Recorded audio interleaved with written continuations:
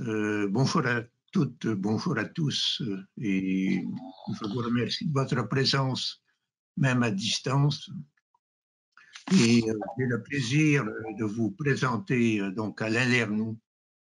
Alain Lernoux qui est chercheur au CNRS à l'Université de Lille et qui est le directeur de l'UMR 81-63, Savoir, Texte et Langage. Alain Lernoux a travaillé sur Plutarque, mais c'est surtout un spécialiste de Proclus. J'ai été vraiment très impressionné par son premier livre, Physique et théologie, lecture du timide Platon par Proclus, qu'il a publié en 2001. Il a aussi travaillé sur Simplicius, le commentaire sur la physique d'Aristote. Donc, il a traduit les chapitres 1 à 3 du livre 2, ce qui a été publié comme son livre précédent par les presses du Septembrion à Lille. Et il travaille maintenant toujours sur le commentaire de Simplicius sur la physique d'Aristote, livre 2, chapitre 4 à 6.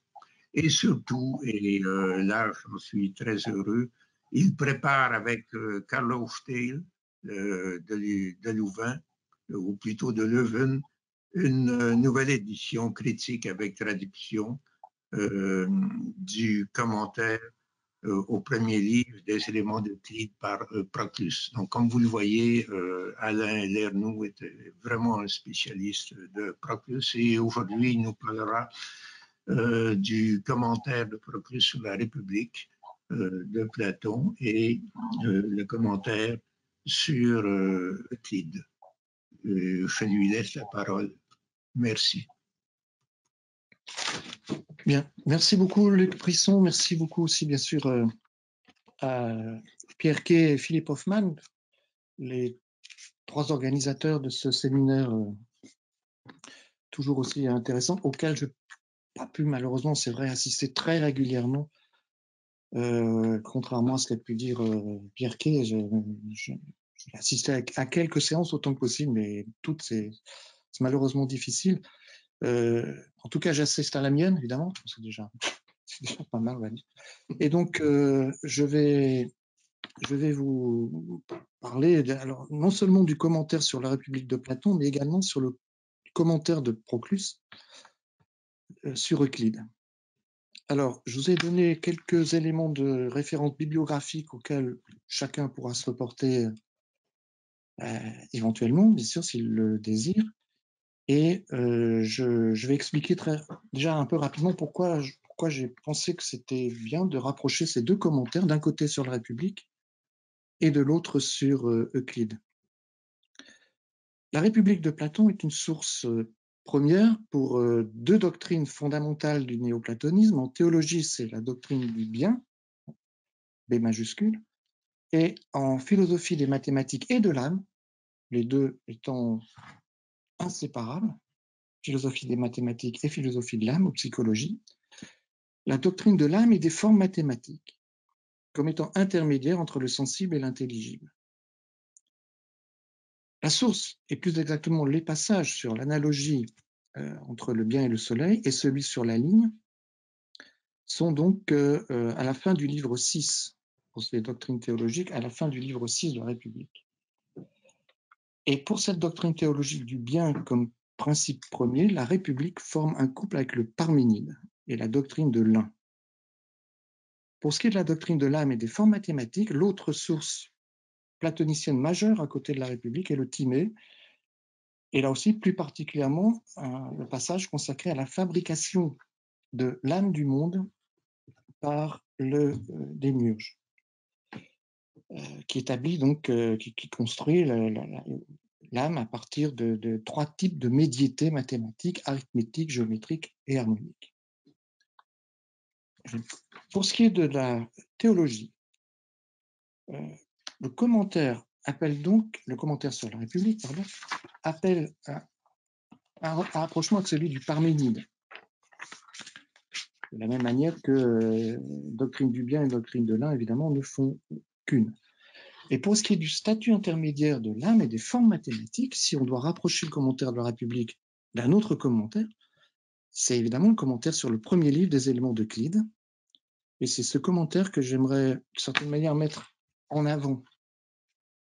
En tant que commentaire d'un traité de géométrie, il est catalogué, disons, comme étant lui-même un traité de mathématiques, ce qui est un peu réducteur, même si on reconnaît bien sûr que toute la première partie de ce commentaire, c'est-à-dire ces deux prologues, constitue un exposé complet de la philosophie néoplatonicienne des mathématiques.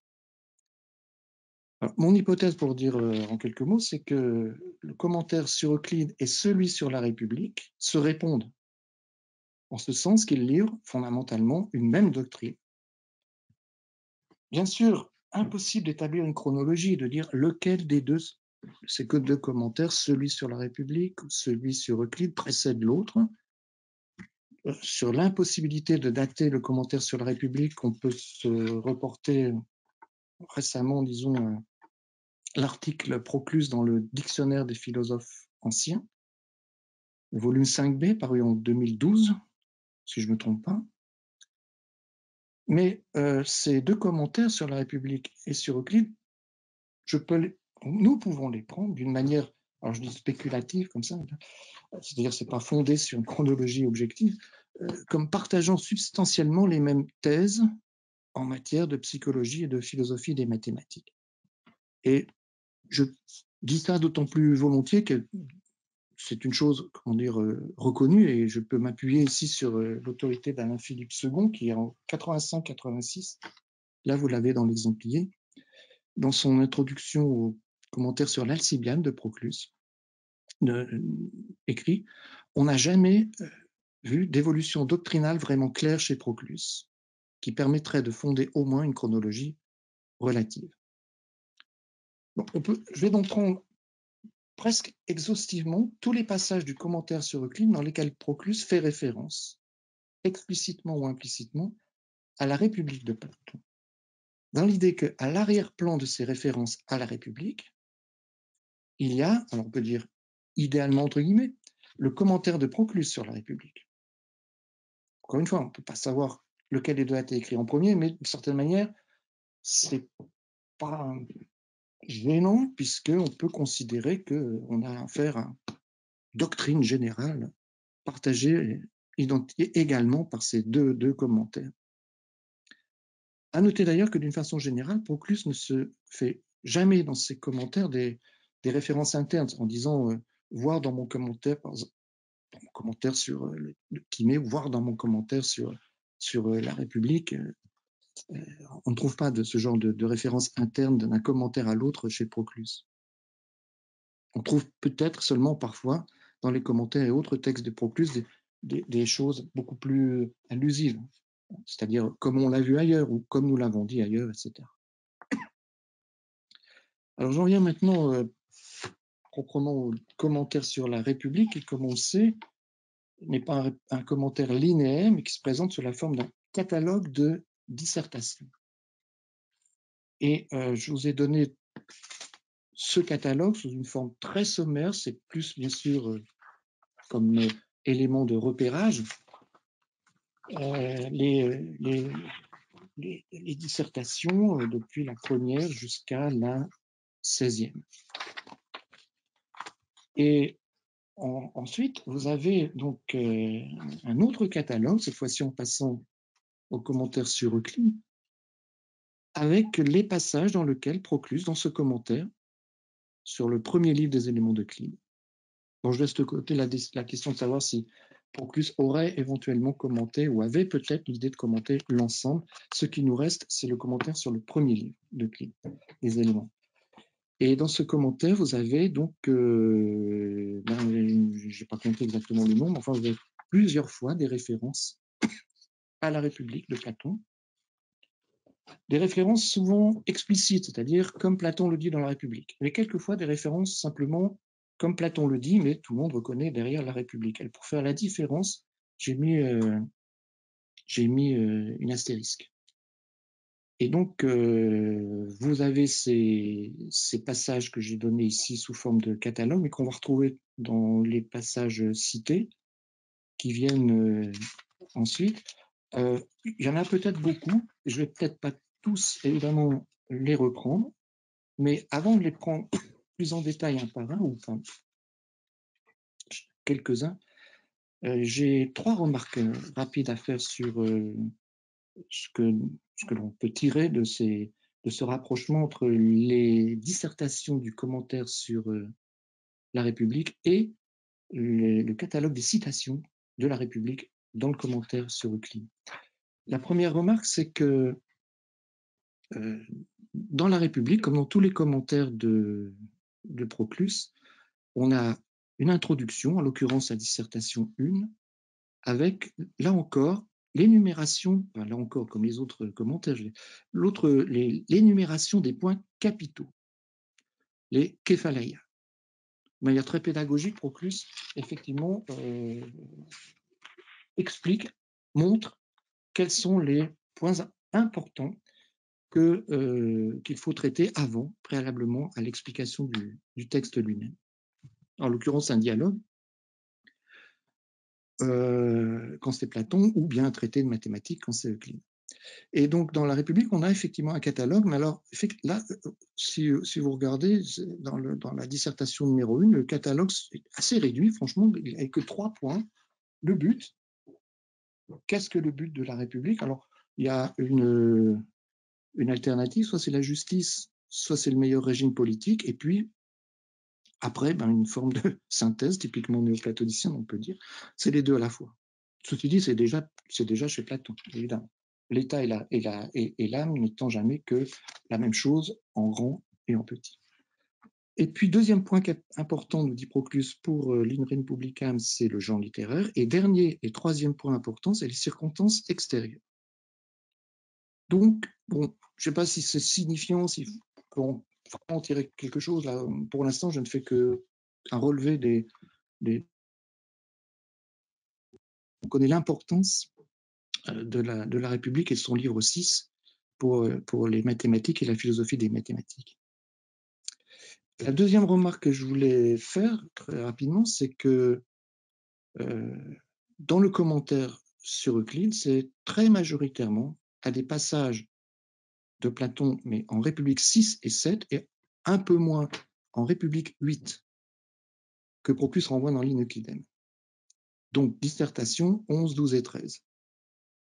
Rien d'étonnant, puisque évidemment, c'est là que Proclus explique les livres 6, 7 et 8, où il y a, dans la République, des passages relevant de la philosophie des mathématiques. Et puis, troisième remarque, c'est référence à la République, en particulier les livres 6, 7 et dans une moindre mesure 8, se trouve en très grande majorité dans le commentaire sur Euclide, dans l'introduction au commentaire, et plus exactement dans le prologue 1. Alors là, si je ne peux pas trop rentrer ici dans les détails, l'introduction au commentaire sur Euclide se présente sous la forme de 2 majestueux et prologues absolument, je veux dire, somptueux, sur le plan, dans ce sens où on a une ouverture qui, dans le prologue 1, nous donne une philosophie des mathématiques en général, prolongée par une philosophie de la géométrie en particulier, dans le prologue 2. Mathématiques générales, prologue 1, et géométrie, prologue 2. Ça fait dans l'édition, si je me souviens bien, dans l'édition pour l'instant de référence allemande, Tölner, ça nous fait quand même quelque chose comme 90 pages. Donc ce sont vraiment ce sont des prologues, mais très substantiels, très nourris, ce sont de véritables traités. Et on a là toute la philosophie néoplatonicienne, Proclus exprimant ici des choses qui avaient déjà été plus ou moins préparées, en particulier par Jean Blic, et qui font que c'est d'ailleurs surtout ces 2 prologues qui sont, qui ont attiré l'attention des philosophes et des historiens de la philosophie, en particulier, entre autres, néo-kantiens, comme en témoigne la traduction qu'a faite de ce prologue 1, Nikolai Hartmann. Alors, Seules les 3 dernières références dans le catalogue que j'ai donné, des passages où est citée la République, c'est les 3 derniers, c'est-à-dire dans le commentaire sur Euclide, page 50, page 131 et page 427. Sont tirés non pas du prologue 1, mais soit du prologue 2, c'est la toute première, page 50, soit du commentaire aux définitions, page 131 et page 427. Voilà, donc ça c'est juste une espèce d'état des lieux, on va dire, pour marquer un peu où l'on se situe quand on va passer maintenant en revue les textes que je vous ai sélectionnés. Parce que, encore une fois, dans le catalogue des citations ou des références à la République que l'on peut trouver dans le commentaire à Euclide, de temps en temps, ça va peut-être m'échapper, mais au lieu de dire commentaire à Euclide, je vais dire in Euclidem. C'est une manière, c'est un peu l'habitude, et puis c'est un peu plus rapide d'une certaine manière. Donc, si je dis in Euclidem, c'est bien sûr le commentaire sur Euclide. Et donc, je vous ai donné un choix de texte, mais que j'ai quand même essayé de regrouper par idée directrice. Et donc, vous avez d'abord des textes qui font référence à la question. Tout à l'heure, je parlais des points capitaux. Un des premiers points capitaux traités, c'est celui du statut ontologique, c'est-à-dire quel degré dans la hiérarchie des êtres, et dans la hiérarchie des formes, faut-il situer les objets du mathématicien. Je préfère dire les formes tout de suite parce que les objets du mathématicien, c'est un peu ambigu. Si on dit forme, c'est déjà un peu mieux. Forme mathématique, on a l'idée quand même qu'on a là un objet qui relève, disons, du statut de l'idée. Alors, le premier texte que j'ai regroupé, on va le lire simplement parce que peut-être que les autres, on pourra les passer dans la mesure où ils sont un peu, non pas répétitifs, mais complémentaires. Donc, j'ai ici le texte 3.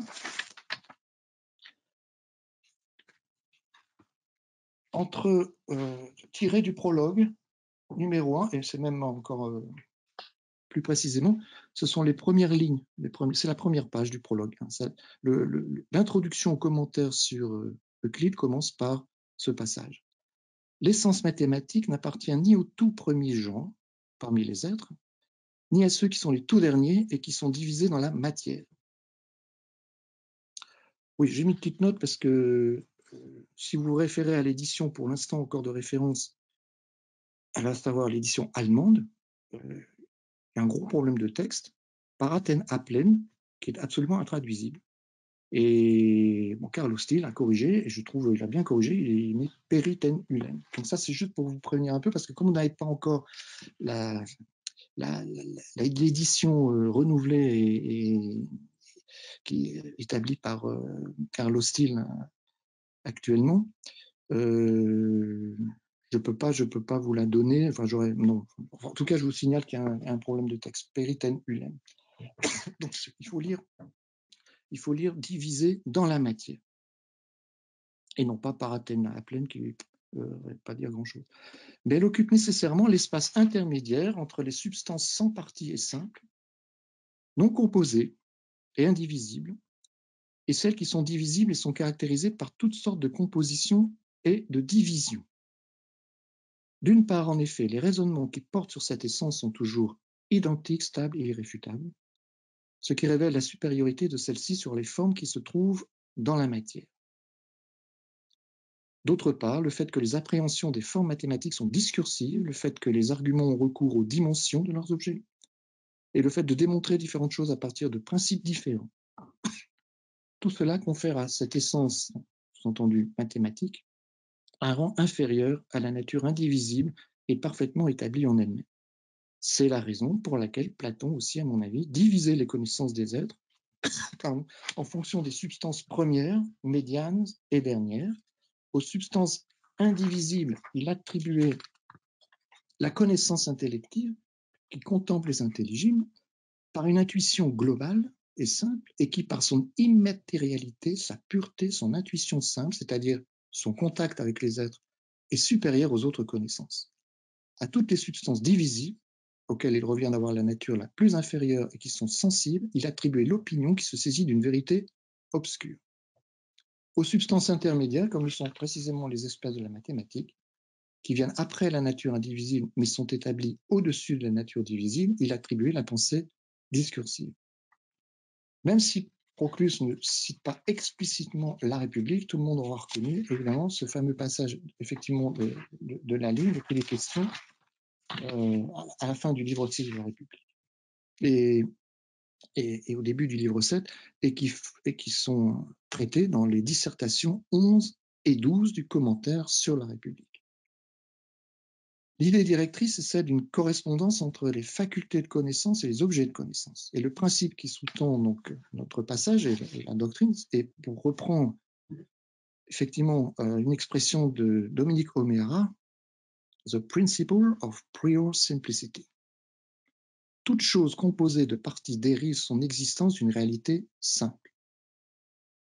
Alors effectivement, il est facile de voir que ce principe de la priorité du simple sur le composé comme source et comme engendrant la réalité composée qui dérive d'elle, c'est un principe d'une certaine manière qui est encore, on peut dire, d'actualité. Tout le monde se souvient des recherches en physique et en physique des particules. Enfin, en tout cas, je ne sais pas si vous l'avez été, moi j'étais assez frappé par l'apparition du boson de Higgs. Ça fait quand même un peu bizarre. On se demande de quoi il s'agit. De toute façon, de quoi il s'agit, je pense que même les physiciens ont un peu de mal, auraient peut-être un peu de mal à nous le décrire, mais bref, on voit apparaître là des entités un peu fantastiques. Mais en tout cas, ce qui distingue le boson de Higgs d'autre chose, c'est que lui, il est élémentaire. C'est un des composants de la matière. Il est un simple par rapport au composé. Et c'est ce principe, bien sûr, qui a conduit Plotin, ce principe de la supériorité, de la simplicité, à poser au-dessus de l'intellect un principe supérieur à l'un. Dans notre passage qu'on vient de lire, Proclus ne remonte pas jusqu'à l'un et à la forme de connaissance qui pourrait lui correspondre. Mais bien sûr, on pourra le vérifier un peu plus loin. Il sait très bien que les connaissances et les objets de connaissance ne remontent plus loin que les intelligibles, que les formes. Mais on a une simple réduction de la ligne ici de la République à 3 segments. Quand on se reporte maintenant aux dissertations 12 et 13 du commentaire sur la République, où là aussi c'est la ligne qui est l'objet du commentaire, mais avec, encore une fois, comme je le disais, c'est pas un commentaire linéaire, c'est un commentaire, on pourrait presque dire de la théoria, c'est-à-dire au sens général, mais pas des mots, pas des termes, pas des phrases exactes telles qu'elles Platon a pu les formuler et les construire. Et on remarquera que dans ce commentaire sur la République, c'est de manière plus développée, notamment pour ce qui concerne les deux connaissances inférieures, la croyance, pistis, et la conjecture. Elles ne sont pas là laissées dans l'ombre, comme elles le sont ici dans le commentaire sur les éléments de Cline. Ce qui ne veut pas, je dis ça au passage, bien sûr, ça paraît évident, mais ce n'est pas par ignorance ou par négligence ou que l'on a une réduction à 3 termes et que la ligne ici se trouve en quelque sorte un peu incomplète par rapport à la République. C'est évidemment pas ça, c'est parce que pour ce qu'il a à dire, Proclus n'a pas besoin d'introduire les connaissances inférieures. Et donc il n'y a pas de problème d'incohérence doctrinale, c'est juste une question de présentation, d'exposition, selon le contexte, selon le commentaire, on peut donner une doctrine plus ou moins complètement. Et voilà. Et donc,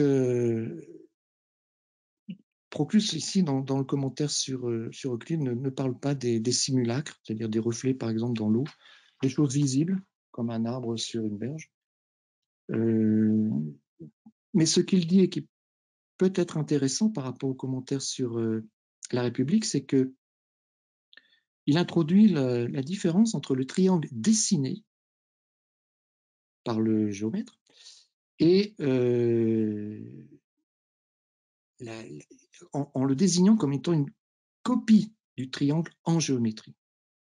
Alors ça, c'est relativement intéressant parce que on aura l'occasion d'y revenir un petit peu. Et tout le monde, il suffit d'ouvrir évidemment les éléments d'Euclide pour voir que il n'y a pas que du texte, que de la démonstration, mais il y a aussi indissociablement lié la figure dessinée. Et bon, et puis comme dit Aristote, personne n'a jamais fait de géométrie sans dessiner un triangle, dans le fantasme du triangle. Donc, dans notre passage ne sont pas introduites la place et la fonction des figures dessinées, par opposition aux objets du discursif. Et c'est seulement le mode de connaissance, divisé, pas divisé, la saisie intuitive ou bien la connaissance divisée par l'extension sensible, qui est le critère du partage. Et c'est dans un autre développement consacré à l'organe du jugement, au critérium propre aux formes mathématiques, que Proclus complète d'une certaine manière ce qu'il vient de donner ici en entrée, à savoir intellection, dianoia, croyance et conjecture. Ça, c'est mon texte 2. Autre képhalaion, autre point capital, qui sont clairement, je veux dire, indiqués par Proclus lui-même dans son commentaire. C'est lui-même qui, lorsqu'il a fini un chapitre, fait la transition et annonce le titre et développe ensuite son point. Voyons maintenant ce que peut bien être l'organe de jugement dans les mathématiques. Et pour cette explication aussi, prenons pour guide Platon qui, dans la République, là cette fois-ci c'est explicitement donné, met à part d'un côté les objets connus et de l'autre les connaissances pour ensuite les apparier. Il pose en effet que parmi les êtres, les uns sont intelligibles, les autres sensibles. Il subdivise les intelligibles en intelligibles et en objets de la pensée discursive, et les sensibles en sensibles et objets conjecturaux. Aux intelligibles, proprement dit, qui constituent le tout premier de ces 4 genres d'êtres, il assigne comme connaissance l'intellection. Et aux objets de la pensée discursive, aux sensibles, la croyance, aux objets conjecturaux, la conjecture. Donc, vous avez très clairement, je redis simplement ici, dans ces introductions, soit la mathématique en général, prologue 1, soit la géométrie, prologue 2, vous avez très nettement une succession de points capitaux. J'en ai donné ici 2. Et le deuxième point capital nous amène à une question effectivement capitale, c'est le moins qu'on puisse dire, et là qui reprend et développe à nouveau la question du statut des objets géométriques, la question de la hiérarchie, de la place qu'il faut attribuer aux formes mathématiques dans la hiérarchie des formes. Et donc, je vous lis le texte 3, qui lui alors est tiré du prologue 2, consacré plus spécialement à la géométrie, mais bon, ce n'est jamais que reposer pour la géométrie une question plus générale qui vaut évidemment pour les formes mathématiques en général, que ce soit des nombres arithmétiques, que ce soit des figures géométriques ou des rapports musicaux. Alors, ce sont des difficultés de ce genre que l'on rencontre aussi, donc je lis le texte 3, hein, ce sont des difficultés de ce genre que l'on rencontre aussi avec Platon, qui appelle dianoétique les espèces de la géométrie, mais admet que de telles espèces nous séparent des sensibles et nous éveillent à l'intellect à partir de la sensation. Bien que, comme je le disais, les raisons dans la pensée discursive, donc les logoi et dianoia, soient indivisibles et sans étendue puisqu'elles subsistent selon ce qui est la particularité propre de l'âme.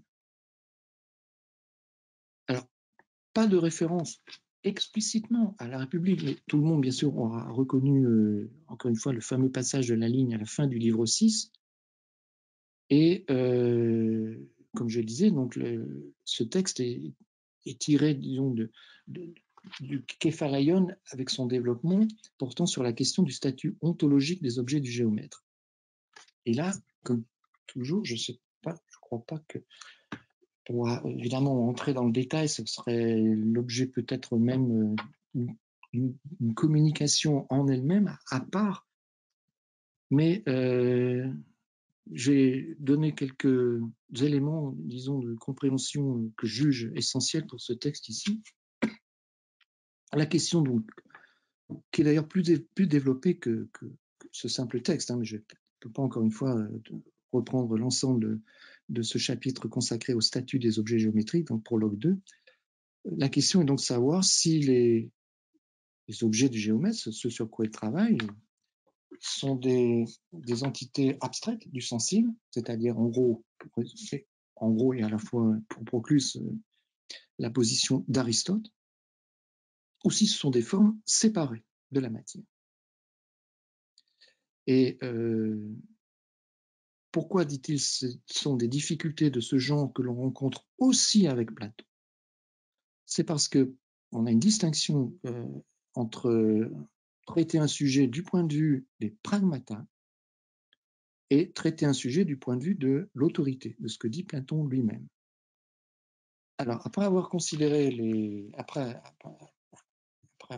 annoncer que la difficulté se pose de manière, je sais pas comment dire, du point de vue de simple examen des réalités pragmata, c'est là que Proclus ajoute, c'est la même difficulté qu'on rencontre aussi avec Platon. Pourquoi?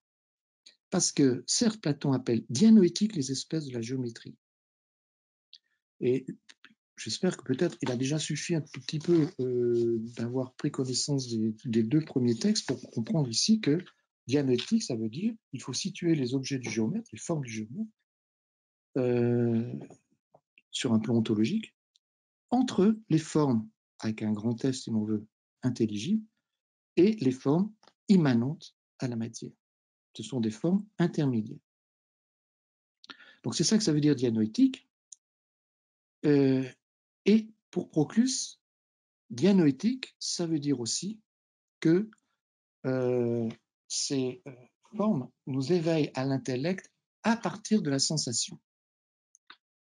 Donc c'est quelque chose qui est d'une certaine manière ambigu.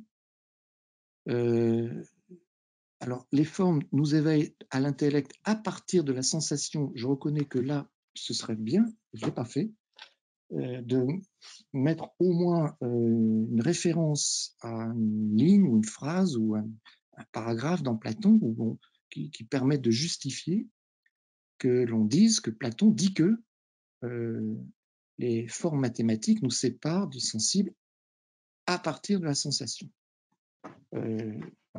Ce sera dans le livre 6 de la République à la fin, mais ce serait mieux d'avoir un texte bien précis. En tout cas, on a une forme, encore là une fois,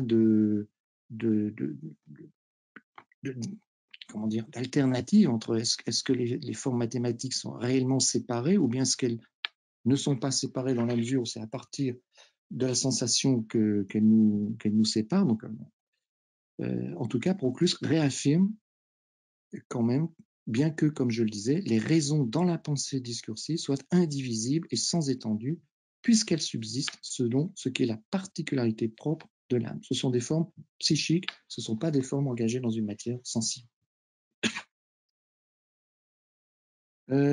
Alors, je peux peut-être dire très rapidement et prolonger un tout petit peu, mais là aussi j'ai peur de peut-être être trop long déjà.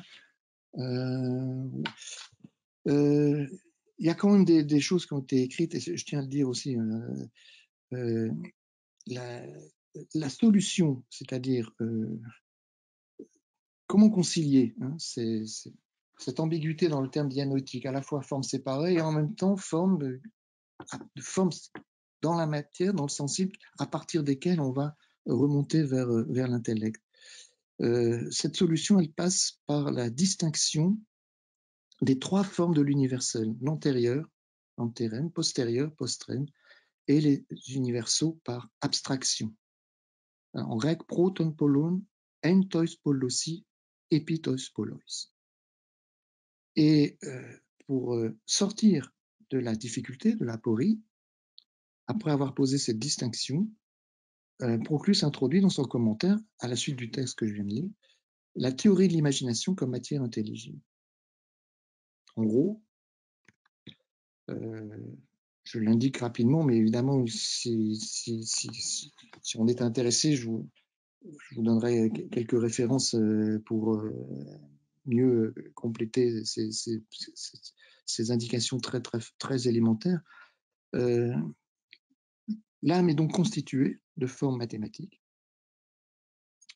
donc non étendues, non spatialisées, et par faiblesse, comme elle ne peut pas entrer en contact par une forme, alors peut-être pas une intuition au sens propre du terme, c'est pas une intuition comme celle d'un intellect, puisqu'on est au niveau, encore une fois, intermédiaire des objets et des modes de connaissance, mais ne pouvant se saisir de ces formes psychiques comme formes psychiques, par faiblesse, elle va avoir recours à l'imagination, c'est-à-dire qu'elle va avoir recours à une projection de ces formes immanentes à l'âme dans la matière intelligible qu'est l'imagination. Je vais juste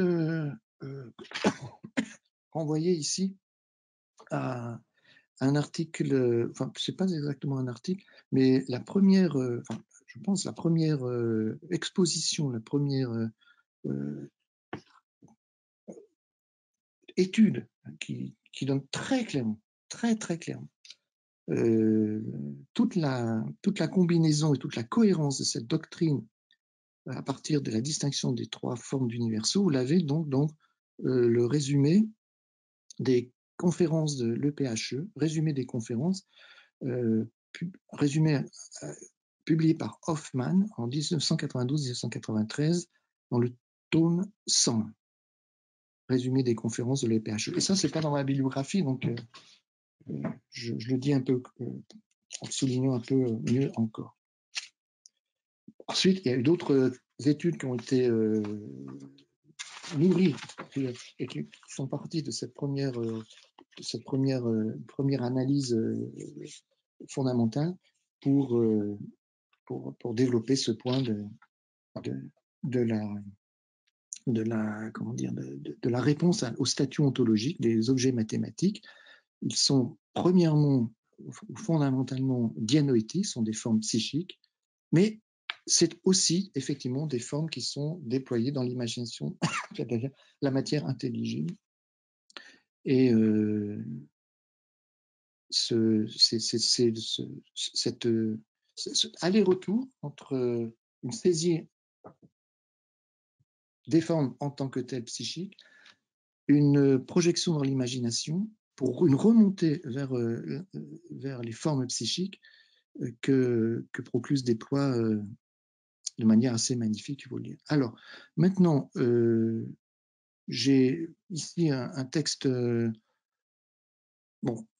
intermédiaire en quelque sorte qui pourra aussi me faire passer à un autre point capital important. L'autre point capital important que je voudrais prendre le temps de parcourir un peu avec vous, après le statut ontologie des mathématiques, c'est l'histoire du nombre de l'engendré humain, parce que c'est pas clair au début. Alors, on a également un point capital qui est traité par, et je le dis quand même là aussi au passage, il y a la question de la mathématique générale. La mathématique générale, en gros, c'est l'idée qu'il y a au-dessus des 4 disciplines mathématiques bien connues, arithmétique, géométrie, harmonique et la quatrième, c'est, enfin bref, toutes les choses. Et donc, vous avez une mathématique générale, et il y a là aussi des développements importants liés à ce thème, la mathésis universalis, qui aura j'en parle un peu parce que c'est quelque chose évidemment qui aura des prolongements philosophiques classiques en particulier importants, et à travers d'ailleurs la Renaissance également. Donc, un petit aperçu de cette idée, de cette notion, avec le texte suivant. Et toutes les choses, et toutes les choses qui se manifestent dans l'ordre des puissances conviennent semblablement à tous les êtres mathématiques. Que ces puissances soient dominatrices ou dominées. C'est là précisément ce que Socrate, aussi dans la République, rapporte au langage sublime des muses, quand il embrasse les choses communes à tous les rapports mathématiques en des limites déterminées, et qu'il préétablit ces choses communes dans les nombres qu'il mentionne, à partir desquels se révèlent les périodes de la fécondité et de son contraire, la stérilité. Alors, c'est une forme de transition à un nouveau point capital qu'est fait Lyon, que l'on trouve alors maintenant en revenant dans le prologue 1, la question de l'utilité des mathématiques.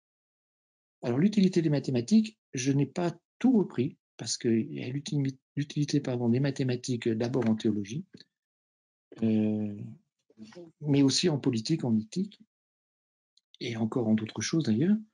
Et là, je vais vous citer donc, le texte 5 qui développe ce point de l'utilité pour la politique. Quant à la philosophie que l'on appelle politique, comment nier que la mathématique lui procure nombre de bienfaits admirables? Elle évalue à la fois le moment opportun des actions politiques, les périodes variées de l'univers, les nombres qui concernent les naissances, c'est-à-dire ceux qui produisent la ressemblance aussi bien que ceux qui sont cause de la dissemblance, c'est-à-dire dissemblance entre parents et enfants, ceux qui sont féconds et parfaits, aussi bien que leur contraire, ceux qui fournissent la vie harmonieuse, aussi bien que ceux qui produisent la disharmonie, et d'une manière générale, ceux qui sont porteurs de fécondité ou de stérilité. C'est précisément ce que révèle dans la République le discours des muses, qui fait du nombre géométrique complet le maître des bonnes et des mauvaises naissances, et donc aussi le maître de la permanence sans fin des caractères irréprochables, aussi bien que du changement des constitutions les meilleures en des constitutions irrationnelles et sujettes au passement. Le fait qu'il appartienne à la mathématique tout entière de livrer la connaissance de ce nombre dit géométrique, et non à la seule arithmétique par exemple, ou à la seule géométrie, c'est évident pour chacun, car les causes, logoi, pour traduire logoi, de la fertilité et de l'infertilité traversent toutes les sciences mathématiques.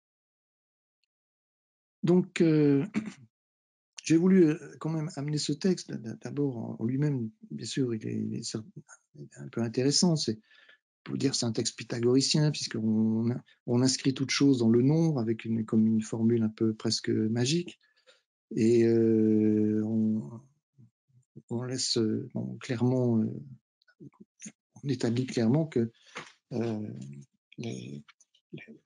entre mathématiques et physique, il y a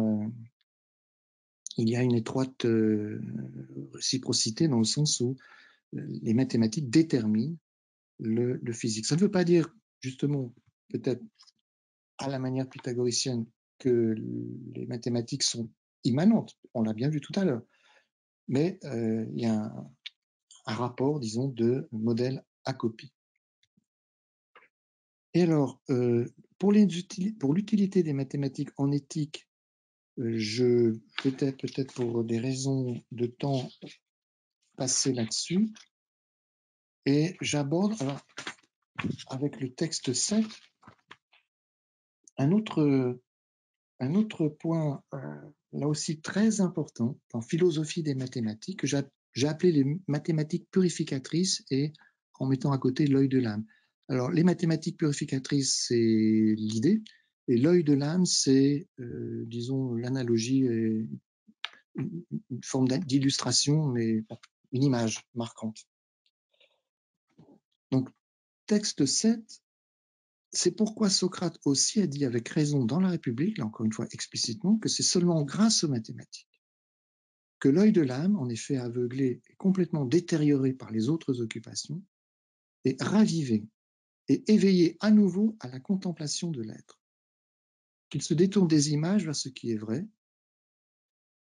de l'obscur vers la lumière, et que d'une manière générale, il se détourne de la caverne et de ses chaînes que sont les œuvres de génération, ainsi que des agrafes de la matière, agrafes ou mâchoires, étant vers l'essence incorporelle et indivisible.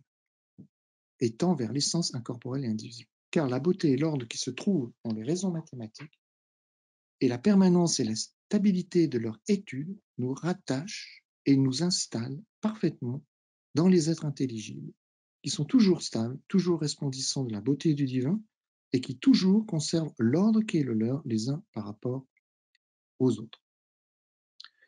Donc, c'est évidemment central. D'ailleurs, j'ai d'autres textes ici qui expriment évidemment la même idée, à savoir que, à partir d'ailleurs de Platon, c'est-à-dire fidèle à l'enseignement de Platon et de la ligne, Proclus accorde aux mathématiques, là aussi je reprends un terme un peu presque banal maintenant, enfin, le rôle de pivot. C'est les mathématiques qui nous font passer, c'est-à-dire qui font passer l'âme humaine du sensible, des préoccupations sensibles, de son enfermement dans le sensible, de son aveuglement dans le sensible, à la lumière et à la perception des formes intelligibles. C'est aussi pourquoi je trouve que c'est bien de mettre un peu en avant ce commentaire sur Euclide, parce que tout le monde est d'accord pour dire que les mathématiques jouent un rôle central, au sens propre du terme, dans la philosophie néoplatonicienne. Et vous voyez, c'est quand même un peu paradoxal que de ce point de vue-là, la seule traduction française qui soit disponible pour l'instant de ce commentaire sur les mathématiques soit une traduction assez ancienne, des années 41, de Ferrec, auquel il faut quand même, je fais une petite parenthèse, auquel il faut quand même rendre le mérite de s'être lancé dans cette aventure dans ces années 40, 41, 45, je ne sais plus, enfin bref, c'est très ancien, et à une époque où il n'y avait pas grand-chose pour que les gens puissent prendre connaissance des textes de Proclus eux-mêmes.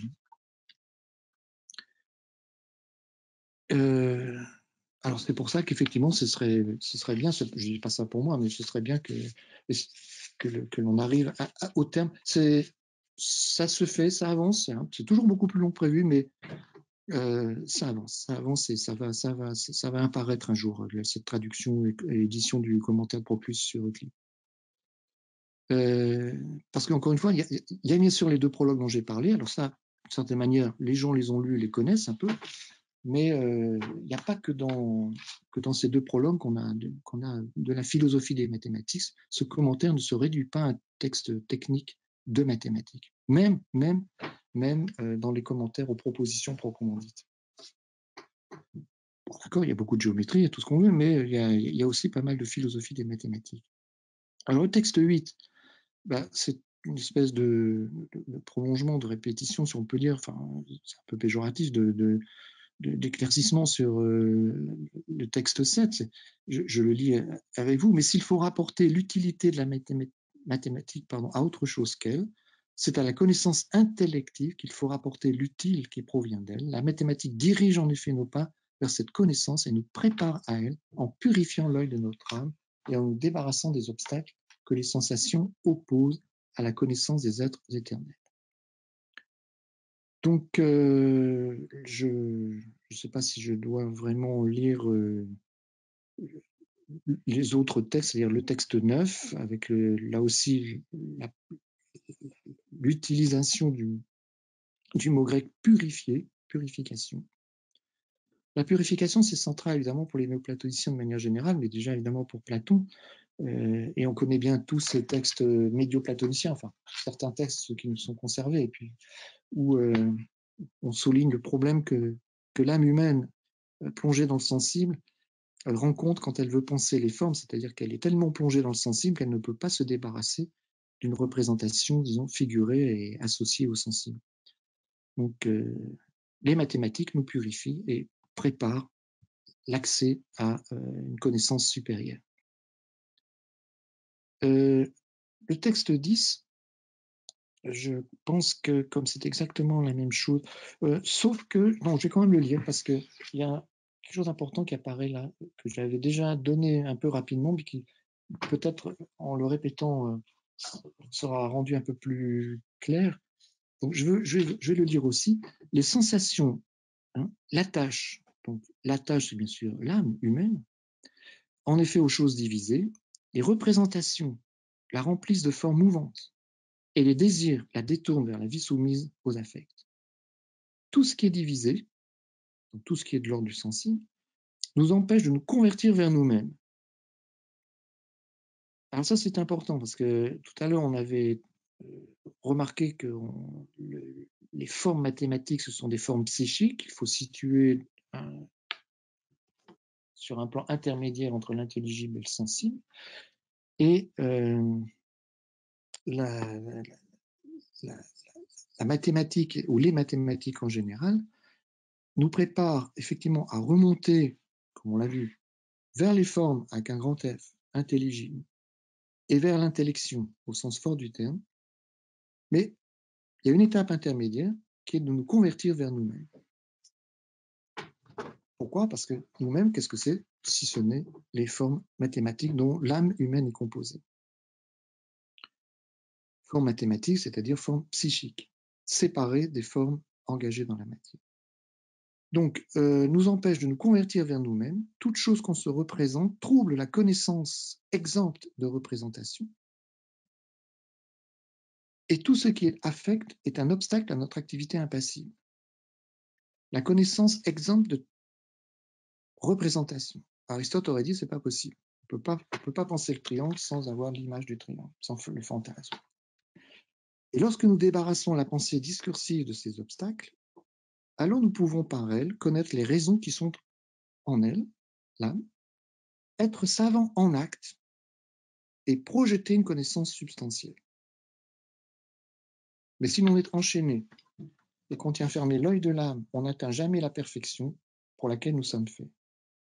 Et voilà ce qu'est l'acquisition du savoir, mathésis. C'est pour ça que je trouvais qu'effectivement, ça aurait été dommage de ne pas quand même prendre un peu de temps à lire ce texte. Donc, mathématiques, ça vient de mathésis, ça veut dire savoir. Et c'est quoi le savoir? C'est revenir à notre intériorité, c'est-à-dire aux formes constitutives de l'essence de l'âme, les logoiousiodeis, et donc les formes psychiques, c'est-à-dire les formes mathématiques. C'est la réminiscence, anamnésis des raisons éternelles. Donc la mathésis, c'est la réminiscence des raisons éternelles qui sont dans l'âme, et elle est appelée pour cette raison mathématique. Et est appelée pour cette raison mathématique la connaissance qui contribue tout particulièrement à nous faire nous ressouvenir de ces raisons essentielles. Donc, je l'ai déjà donné tout à l'heure, donc ça je ne vais pas le répéter. Ce que je pourrais souligner, ce qui d'ailleurs est fait puisque je l'ai mis en italique, être savant en acte et projeter une connaissance substantielle, la véritable science mathématique de manière générale et la véritable géométrie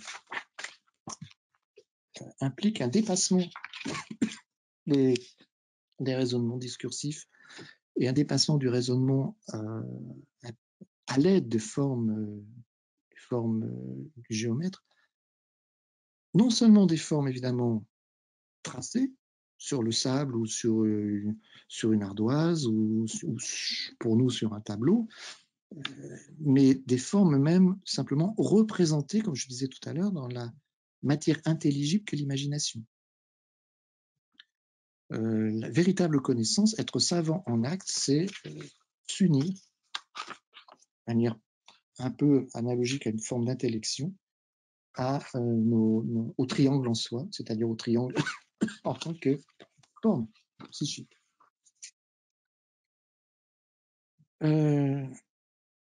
Donc c'est oui, donc dépassement de l'imagination, éventuellement même d'une certaine manière dépassement du discursif proprement dit. Donc c'est un des points sur lesquels je voulais m'arrêter un tout petit peu. Si je poursuis ma sélection de textes, j'arrive à un autre point capital également important, mais que peut-être on va laisser un peu de côté si je ne veux pas à nouveau être trop long, surtout que celui-là est plutôt bien connu quand même. Bon, alors, il y a un problème, entre guillemets, dans la République, c'est que Platon dit que les mathématiques ne sont pas une science. C'est embêtant parce que pourquoi alors s'y attacher et pourquoi donner tant d'importance aux mathématiques et à la géométrie en particulier si ce n'est pas une science? Alors, la réponse est facile. Et les textes, je ne vais pas trop les lire, mais la réponse est facile. Certes, Platon dit dans la République que les mathématiques ne sont pas une science, mais pas une science, ça ne veut pas dire pas une science absolument. Ça veut dire qu'elle n'est pas une science première. Il faut reconnaître que ce n'est pas trahir Platon que de dire ça, parce qu'effectivement, Platon situe la mathématique en dessous de la science première qu'il appelle anhypothétique. Et si vous voulez, on pourra y revenir, mais enfin, la grosse différence entre mathématiques et sciences premières anhypothétiques, c'est que pour Platon et pour Proclus, bien sûr, après, oui, les mathématiques comme la géométrie partent du point en arithmétique, du point pour l'arithmétique, pour la géométrie, pardon, de l'unité de la monade pour l'arithmétique.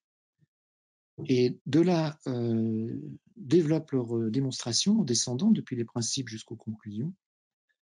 Et pour la science première, ces mêmes réalités, le point, la monade, ne sont pas pris comme principe d'une démonstration, mais sont pris comme principe d'une remontée.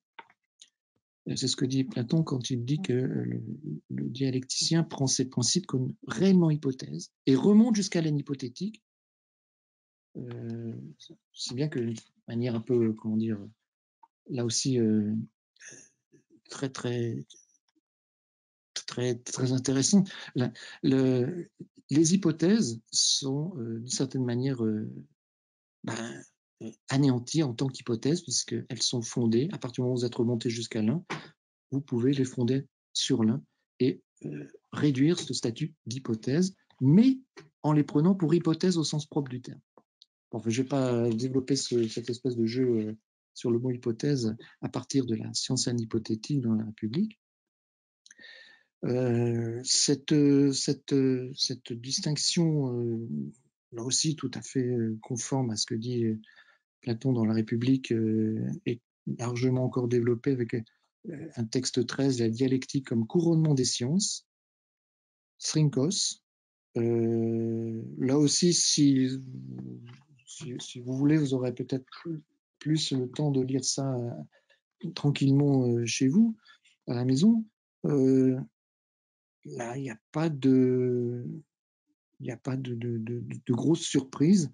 L'idée étant que vous avez donc au-dessus des sciences mathématiques une science supérieure, première, qui a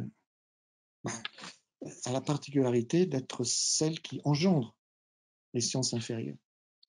C'est à partir de la dialectique que procèdent les 4 sciences bien connues mathématiques, et c'est à partir de la dialectique que ces sciences obtiennent et utilisent à leur manière ces méthodes proprement constitutives de la scientificité que sont l'analyse, la division, la définition et la démonstration.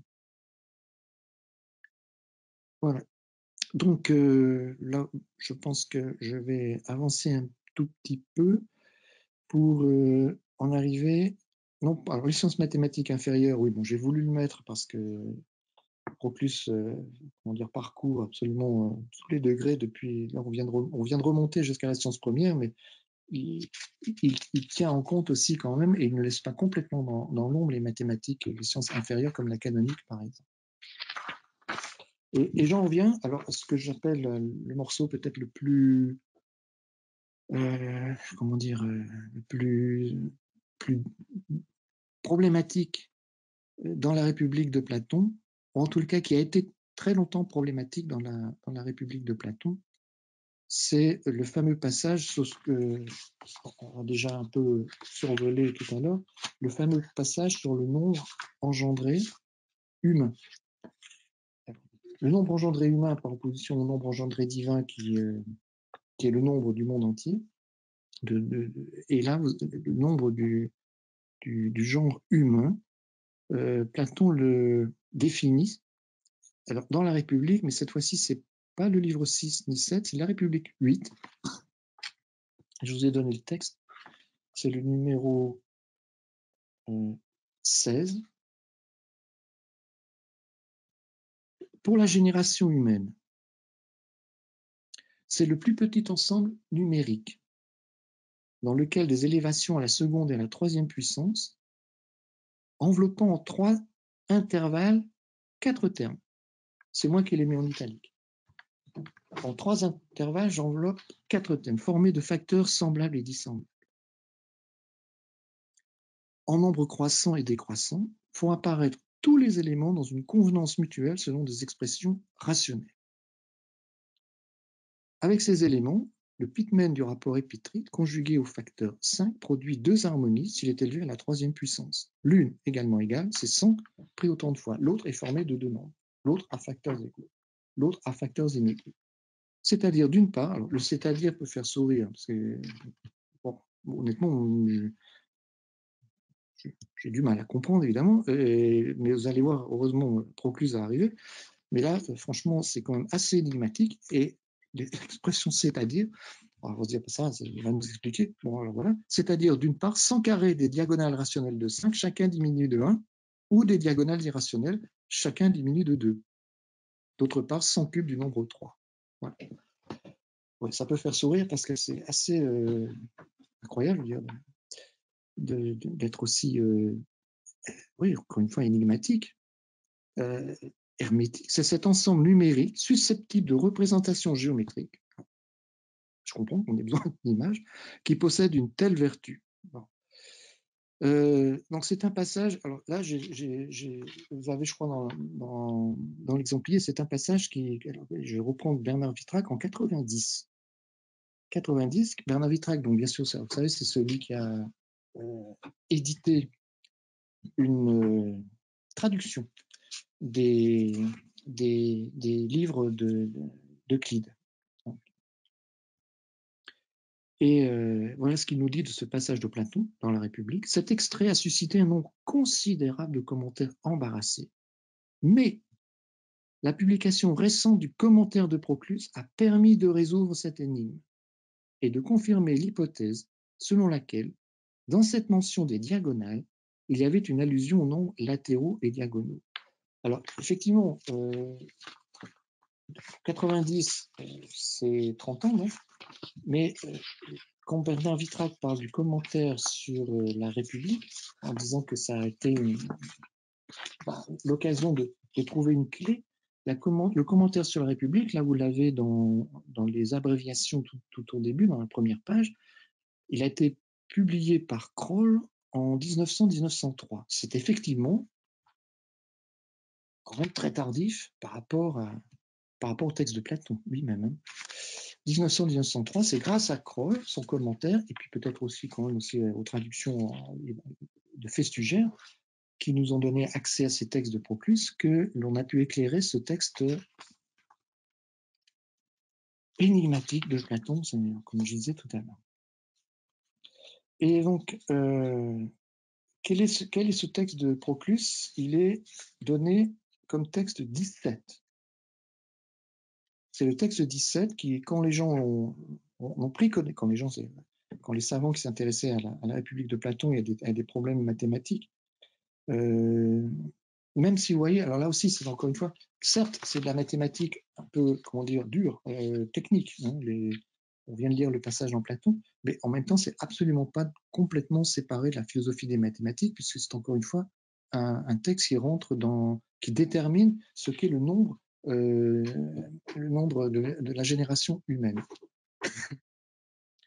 Et donc Proclus nous dit ceci, texte 17, puisqu'il est impossible que la diagonale soit rationnelle, quand le côté est rationnel, car il n'existe pas de nombre carré double d'un nombre carré.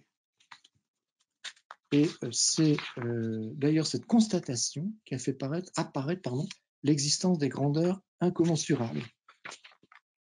Les pythagoriciens et Platon ont imaginé de dire que, le côté étant rationnel, la diagonale n'est pas rationnelle simplement, mais que les carrés de ces diagonales sont d'une unité inférieure ou supérieure au double carré des côtés, auquel le carré de la diagonale doit être égal. Donc, l'idée, c'est de trouver une expression rationnelle d'une réalité, d'une longueur ici irrationnelle. Ils ont cité comme exemple de l'excès d'une unité le cas de 4 et de 9, comme l'exemple de défaut d'une unité, le cas de 25 et de 49. À cette façon de présenter les choses, les pythagoriciens ont préféré une proposition élégante sur les diagonales et les côtés, d'après laquelle la diagonale, augmentée du côté qui lui correspond, devient côté, dans un nouveau carré, alors que le côté ajouté à lui-même et augmenté de diagonale qui lui correspond devient diagonale. Cette proposition est d'ailleurs démontrée par les lignes, c'est-à-dire au moyen d'une figure géométrique, par Euclide, au deuxième livre des éléments.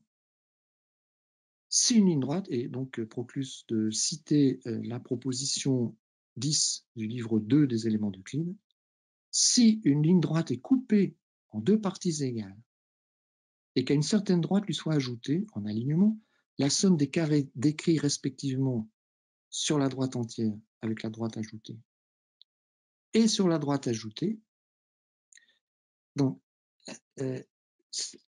la somme, cette somme est égale au double de la somme des carrés, décrits respectivement sur sa moitié et sur la droite composée de sa moitié et de la droite ajoutée. C'est là que tout le monde, désespérément, attend une figure pour mieux comprendre ce que l'on a dans Euclide et que j'ai repris ici. Alors, la droite AC coupée en son milieu B, j'ai 1, 2, 3, 4 segments, AB, AD, CD, BD. Encore une fois, bon, je vous prendrai, si vous voulez, le temps qu'il faut. Et, je veux dire, honnêtement, je reconnais qu'il faut s'approprier ce genre de choses, c'est pas évident, hein, c'est très compréhensible, c'est pas le problème, mais c'est pas immédiat quand même, c'est pas intuitif comme dirait l'autre. Alors les segments sont reliés par la relation AD2 plus CD2. Bon, là, grâce à la ligne, on peut suivre un peu mieux, égale 2 fois AB2 plus BD2. D'accord. Et Festugière d'accompagner sa traduction en 70 de la figure que je vous ai reproduite, dans laquelle vous avez donc une première diagonale D1, une seconde D2, la seconde diagonale étant le côté C1 plus le côté D1, donc cette somme étant elle-même multipliée par 2. On va peut-être dû mettre une parenthèse après 2 et une parenthèse après D2. C'est 2 fois C plus D, C1 plus D1. Et Festugière donc note,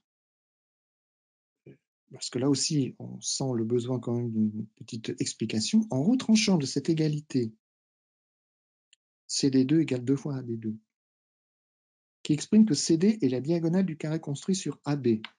Bon, là, encore une fois, la figure est bien utile. Il reste la relation AD2, AD au carré, pardon, égale 2 fois BD au carré, qui exprime que AD est la diagonale du carré construit sur BD. Et j'ai ajouté, moi, ici, 5 cm, parce qu'effectivement, AD est la diagonale du carré construit sur BD. D'accord. BD, D2. D2, la diagonale du second carré est égale à AD.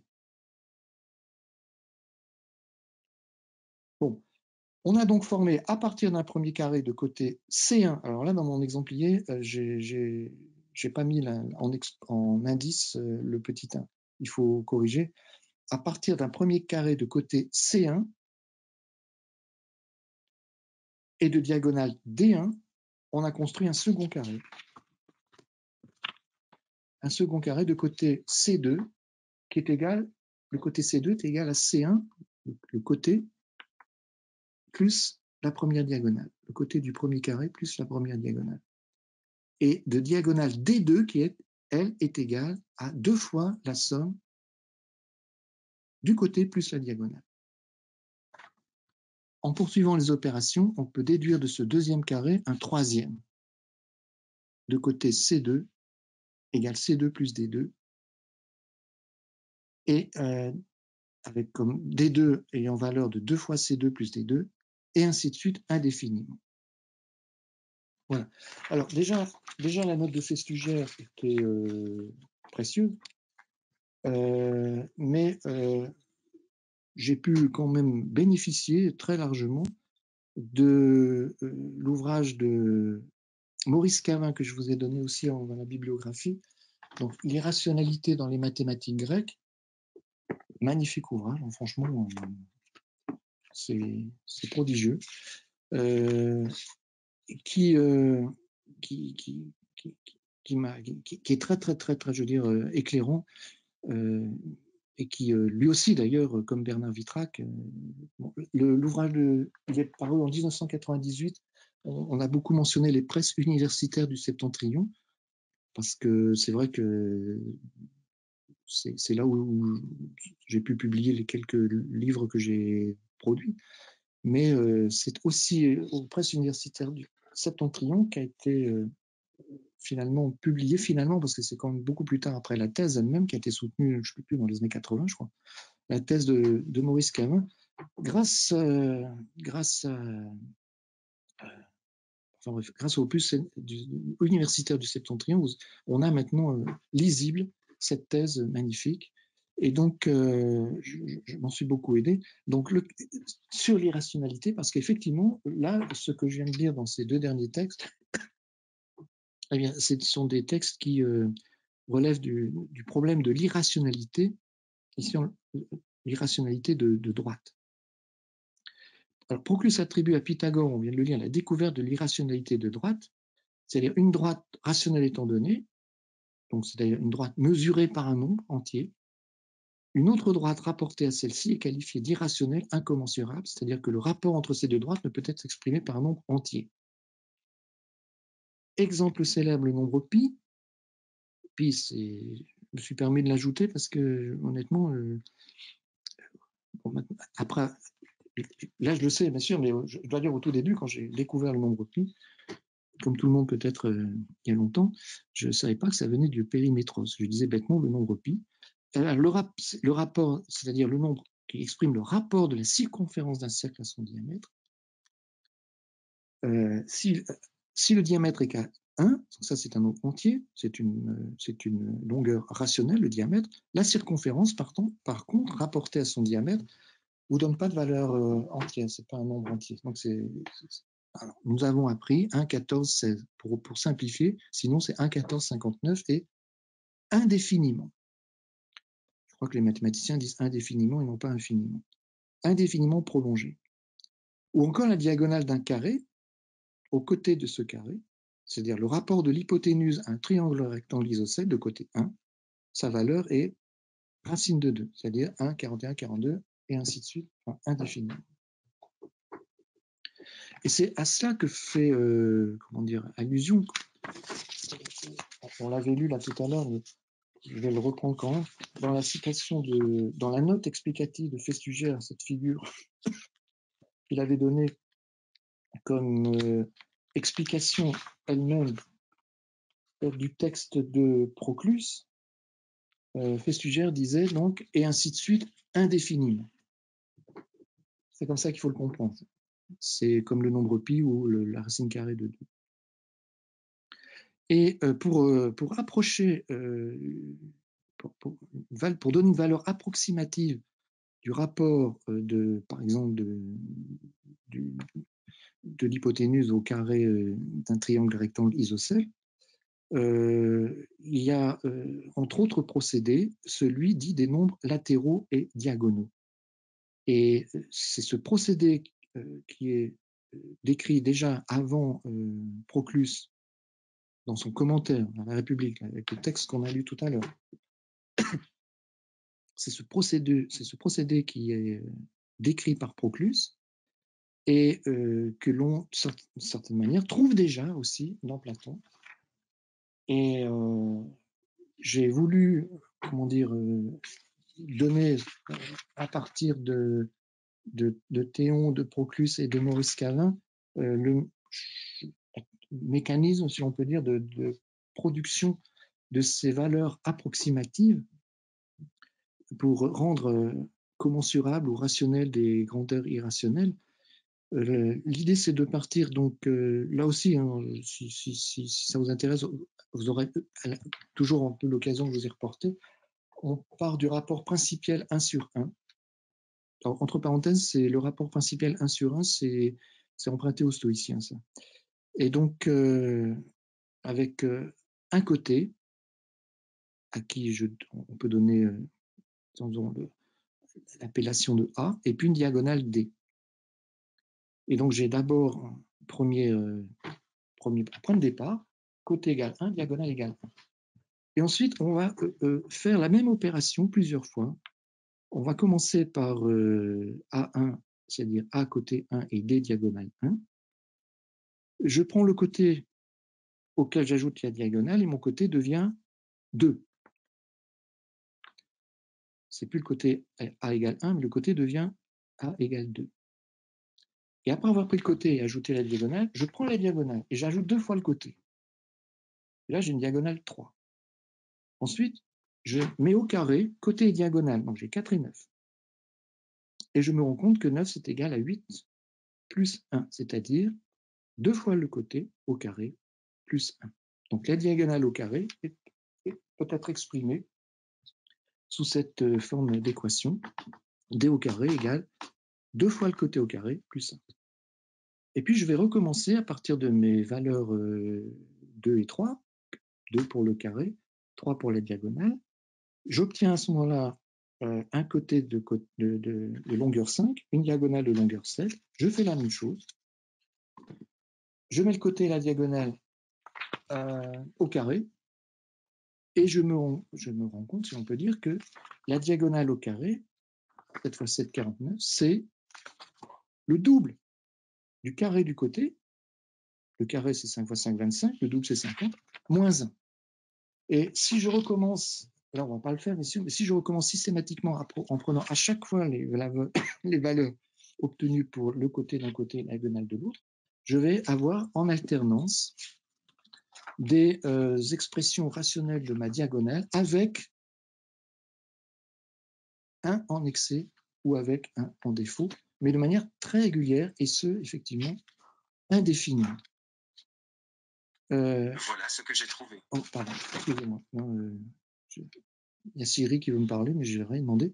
Alors, ce que je vais conclure là-dessus, c'est que pour en revenir au texte de Platon, mais là encore une fois, si quelqu'un est intéressé, il faut qu'il y revienne, et puis éventuellement il pourra s'aider de Cavin comme moi je m'en suis aidé. Dans le texte de Platon, là, éclairé par celui de Proclus, dans le texte de Platon, en gros, le problème, c'est de trouver deux moyens termes entre deux nombres cubes, 27 et 64. Et on a donc dans l'Une républicain, ainsi, grâce à Proclus, un éclairage sur une question à la fois technique, mais aussi philosophique, avec le nom de l'engendré humain, qui nous livre la clé d'un passage très énigmatique de la République, en y reconnaissant donc la méthode d'approximation des irrationnels par les nombres latéraux et diagonaux. Alors, c'est évidemment une illustration assez forte de l'étroite implication chez Platon entre mathématiques et philosophie. On ne peut pas lire le texte de la République que j'ai donné tout à l'heure, avec le nom de l'engendré humain, s'il n'y a pas quelqu'un qui vous explique quelle est derrière la méthode, à savoir celle des nombres latéraux et diagonaux. Si on vous l'expliquera, franchement, on a du mal à comprendre. Proclus là, pouvait le comprendre, nous pouvons maintenant le comprendre grâce à son commentaire et à sa publication et ses traductions. Mais Dieu merci, tous les passages dans la République de Platon ne demandent pas une formation mathématique. À la fois, bon, c'est assez élémentaire, hein, finalement, ces histoires de nombres latéraux diagonaux. Hein, c'est pas, vous voyez, c'est quand même pas non plus des équations qui redoutables. Hein. Mais honnêtement, si quelqu'un ne vous dit pas que c'est ça, on ne comprend pas. D'où les commentaires jusqu'à la publication du commentaire de Proclus, les analyses très embarrassées de toute la communauté scientifique. Et ce qu'on peut se demander peut-être, je vais conclure là-dessus, mais bon, il est vrai que on peut dire que c'est pas possible de lire de Leibniz si on n'a pas une forte comment dire, connaissance des connaissances justement mathématiques que Leibniz pouvait avoir à son époque.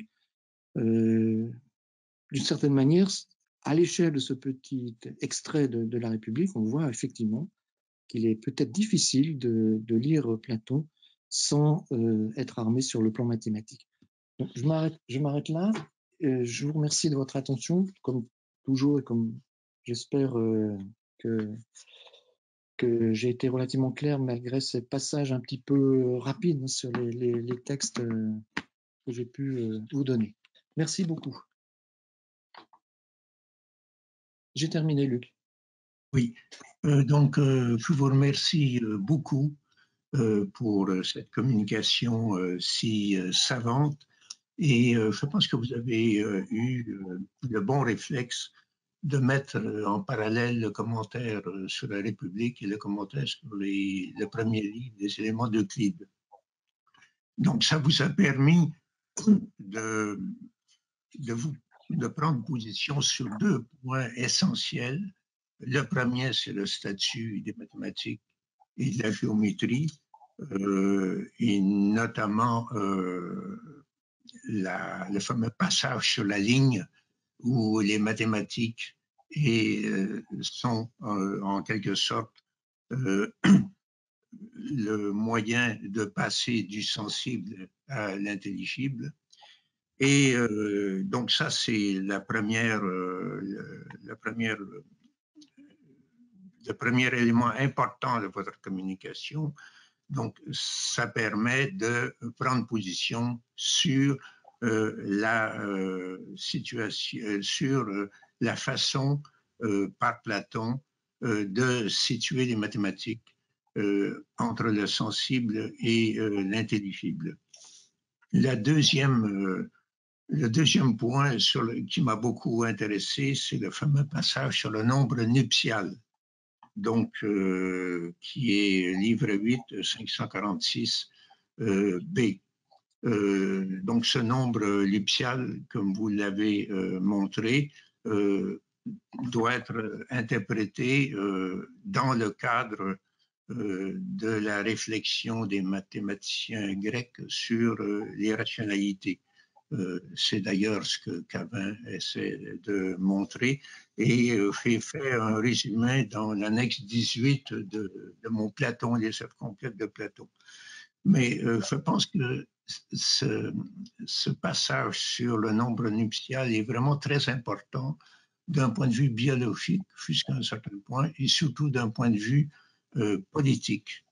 Parce que l'idée fondamentale de Platon dans le nombre nuptial, c'est de montrer que la génération de l'être humain dépend de considérations astrologiques qui elles-mêmes peuvent être présentées dans un cadre mathématique. En d'autres termes, l'âme de l'être humain qui descend pour intégrer un corps le fait suivant une formule mathématique. Et c'est lorsque la formule mathématique se dérègle que la société elle-même se dérègle, puisqu'il n'y a plus de véritables philosophes, de véritables gardiens, de véritables producteurs. Et donc, le nombre initial, c'est l'énigme qui vous permet de comprendre les livres 8 et 9, la dégradation de la cité idéale. Donc, je vais m'arrêter là-dessus parce que j'estime qu'il y aura beaucoup de questions. Je ne sais pas si vous avez quelques réflexions à faire à ce que j'ai dit. Ah non, non, aucune réflexion, sinon merci pour la manière dont montrer, comment dire, la portée de ce passage sur ce que j'ai appelé le nombre de l'engendré humain ou le nombre nuptial. Oui, oui, c'est vrai. Vous avez raison, mais c'est vraiment très, très important du point de vue de la génération de l'être humain et oui, surtout de la qualité de la cité. Et je pense qu'on ne voit pas très souvent l'importance de ce passage bizarre que vous avez très bien exposé. Donc, je laisse la parole aux auditeurs et j'aimerais savoir quelles sont les questions qui peuvent vous être posées. Oui, alors Louis Bertrand, j'ai une question à poser sur les nombres latéraux et nombres diagonaux.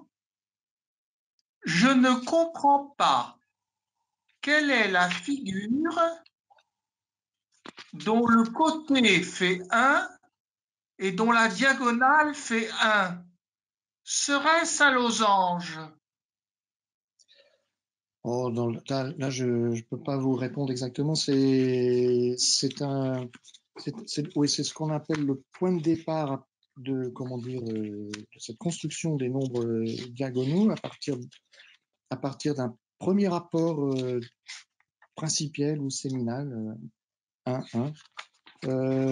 J'avoue honnêtement, oui, je suis d'accord avec vous. La figure, je l'ai pas trouvée. Je sais, peut-être qu'il faudrait regarder, mais là, je l'ai pas. Je peux pas vous la donner.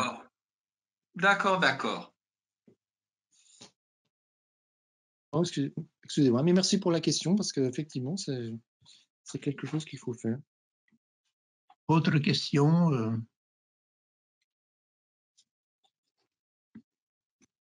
Oui. C'est à moi? Oui. Bon, alors d'abord, je vous remercie pour cet exposé très intéressant, en particulier votre conclusion sur l'importance de comprendre les mathématiques chez Platon.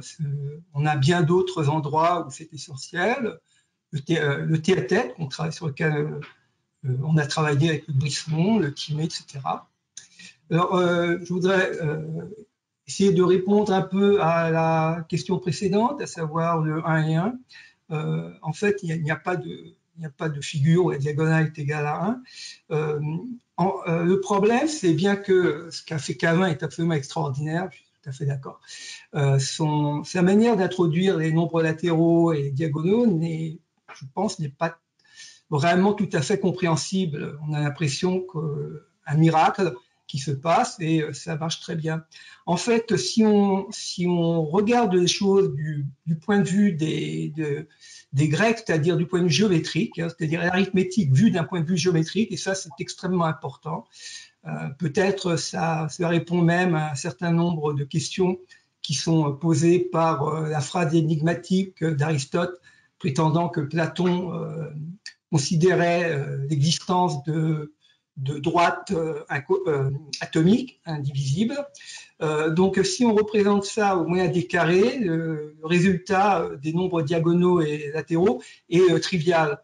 Alors, moi, j'ai un dessin qui est là, mais je ne sais pas si je peux vous le montrer à l'écran. Non, je ne crois pas. Donc voilà, donc vous avez deux carrés, vous regardez l'intersection des deux carrés et vous avez immédiatement le résultat que vous voulez, à savoir des nombres dont la différence entre le carré et le double carré est toujours strictement le même. Alors ça donne un premier type de relation. Et si vous prenez dual, vous obtenez ce qu'on appelle l'antiférèse. Donc, vous obtenez une suite qui est strictement croissante de nombres, qui vérifie toujours la même égalité dans la soustraction.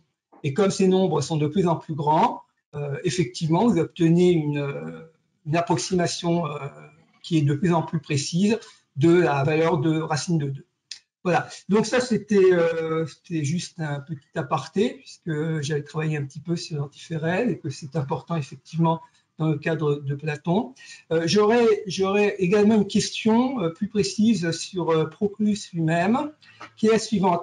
D'après un certain nombre de néoplatoniciens, donc on a Syrianus, on a Jamblique, etc., je dis tout de suite que je ne suis pas du tout spécialiste des néoplatoniciens. Donc, pour expliquer Platon, ils affirment qu'il y a en fait deux types de mathématiques. Une mathématique qui serait la mathématique triviale, la mathématique normale, celle qu'on utilise tous les jours, et une autre mathématique qui serait due à Pythagore, aux pythagoriciens. Et ce serait cette mathématique dont Platon parlerait réellement comme étant intéressante à travailler. Ça, c'est pour les problèmes et difficultés qu'il y a de rendre cohérent de ce que dit Platon dans la République à propos de mathématiques et de la ligne et la manière dont il utilise les mathématiques. Je vous laisse, d'après Jan Müller, Proclus a une interprétation un peu différente de cela. Est-ce que vous pouvez nous en dire plus à ce propos? Oui, ça, qui me vient à l'esprit sur les mathématiques platoniciennes ou pythagoriciennes, pardon, et les mathématiques triviales. Alors, j'allais dire, Proclus, effectivement, dans son prologue 2, lorsqu'il traite de l'histoire de la géométrie, accorde à Pythagore un rôle très important en disant que c'est Pythagore qui a donné, alors j'ai plus le terme exact en tête, enfin, en tout cas, l'idée c'est que Pythagore a donné aux mathématiques une forme de, je sais pas comment dire, d'intellectivité, c'est-à-dire qu'il aurait élevé les mathématiques au rang de connaissances dépassant le niveau figuré, imagé, sensible.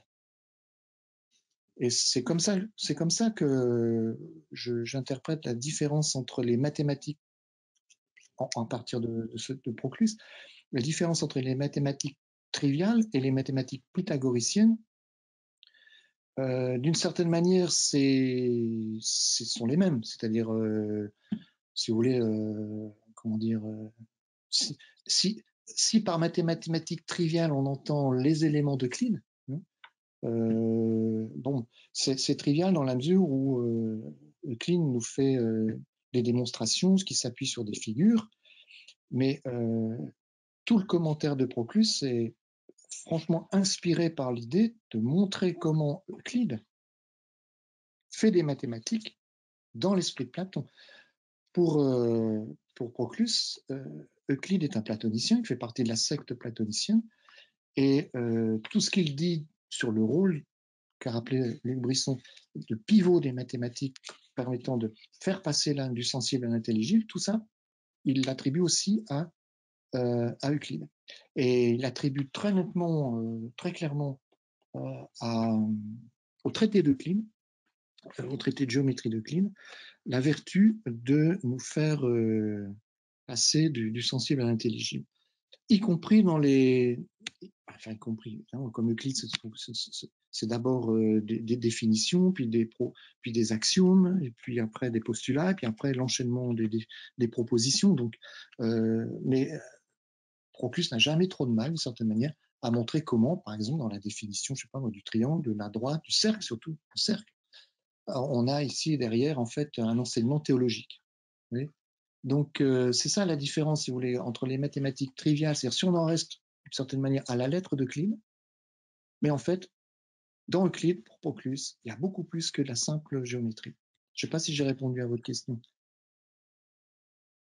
Oui, tout à fait. Mais en fait, cette distinction, d'après Jan Müller, est lié à la manière d'interpréter les objets mathématiques, universels ou pas, d'Aristote. Et donc, comment peut-on comprendre cette articulation entre la mathématique à Platon et la mathématique à Aristote, selon Proclus? C'était ça plutôt le fond de ma question. D'accord. Bon, du coup, merci de le repréciser. Je reprends ce que j'ai dû franchement parcourir très très vite à un moment dans l'exposé, à savoir la question du statut ontologique. Alors effectivement, il y a deux positions. En gros, Aristote, les objets mathématiques, les formes de mathématiques sont abstraites et du sensible. Elles sont d'origine sensible, elles sont abstraites du sensible, elles n'ont pas d'existence réelle, substantielle. Et la position platonicienne, donc plus réaliste, on va dire. Et Proclus concilie les deux. Là aussi, en résumant très vite, concilie les deux en disant que y a pas de... le géomètre, quand il travaille sur un triangle comme Euclide, ou sur une ligne, ou sur un cercle, en fait, il ne travaille pas sur un triangle ou un cercle qui aurait été extrait du Soleil, de tout ce qui est rond sur la Terre, sensible, etc., ou triangulaire, ou plus ou moins triangulaire, dont on aura extrait la forme du triangle en géométrie, parce que, alors là, il y a toute une batterie d'arguments pour dire que ce n'est pas possible. Un des arguments étant que c'est pas possible de faire une science exacte à partir de réalités abstraites, de choses inexactes. Il n'y a pas de vrai triangle dans la nature, il n'y a pas de vrai rond, il n'y a pas de vrai cercle. Et donc, si vous voulez faire une science exacte, et comme la géométrie est une science exacte, on ne peut pas dire que les triangles du géomètre sont issus de ces formes sensibles complètement difformes, complètement imparfaites. Donc, donc il y a cet argument-là.